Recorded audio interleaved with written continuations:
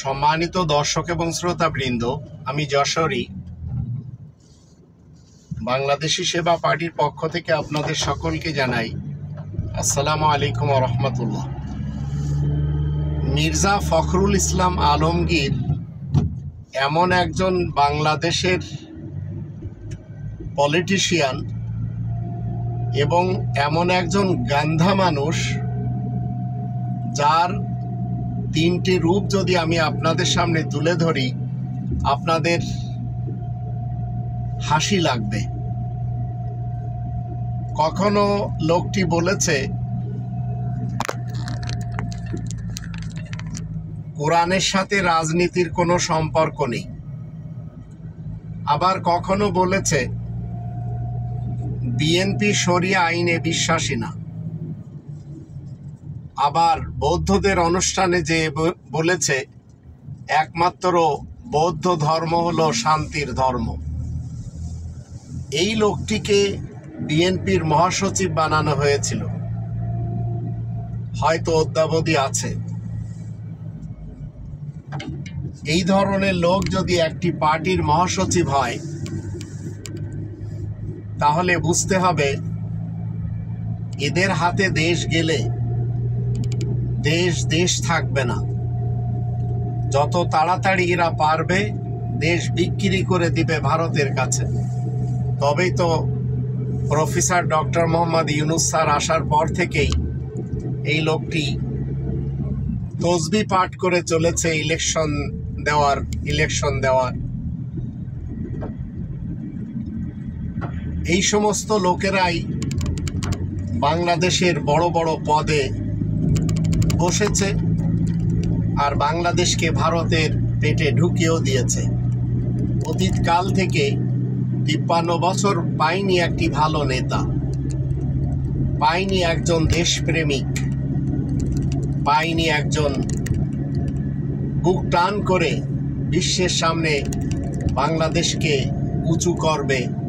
তবে হ্যাঁ, পেতে যে ৫৩ বছর বাংলাদেশকে ভারতের পেটে থাকতে হয়েছে। আর যাকে পাওয়া গেছে তিনি হলেন ডক্টর মোহাম্মদ ইউনূস স্যার, যদিও এখন তাকে পছন্দ করা হচ্ছে না।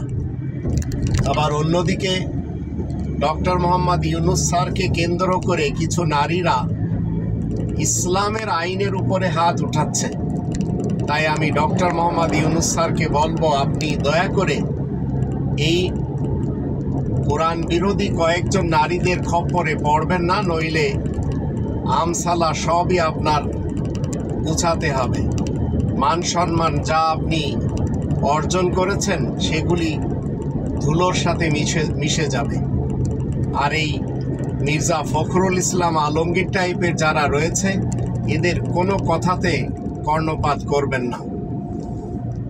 যেমন তারিক জিয়ার কোনো যোগ্যতা নেই, খালেদা জিয়ারও কোনো যোগ্যতা ছিল না, খুনি হাসিনারও ছিল না, মুজিব এবং জিয়ারও ছিল না, এরশাদের তো ছিলই না।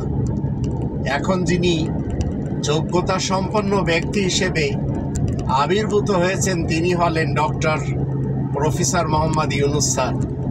আবার বলবো, কোরআনের বিধানের উপরে হাত উঠাতে দিবেন না, নইলে আপনার হাতকে কিন্তু আল্লাহ ভেঙে দিবে, আপনি টেরও পাবেন না।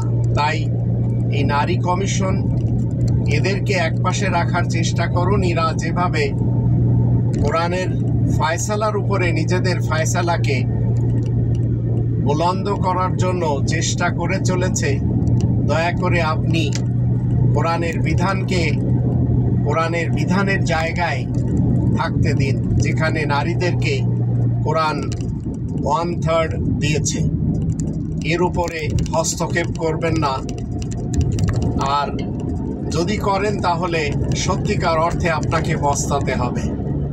আমি বাংলাদেশি সেবা পার্টির পরিচালক হিসেবে সব সময় আপনাকে সাপোর্ট করেই চলেছি, কিন্তু যখন আল্লাহ তাআলার আয়াতের উপরে আপনার অধীনস্থরা হস্তক্ষেপ করছে তখন আর আপনার সাথে আমি অন্তত দিতে পারবো না। কারণ বাংলাদেশি সেবা পার্টি একমাত্র পার্টি এদেশে যারা রব্বানি সিস্টেমকে মেনে চলে নিজেদের জীবনে এবং এটি রাষ্ট্রীয় জীবনে পরিচালনার জন্য কথা বলে।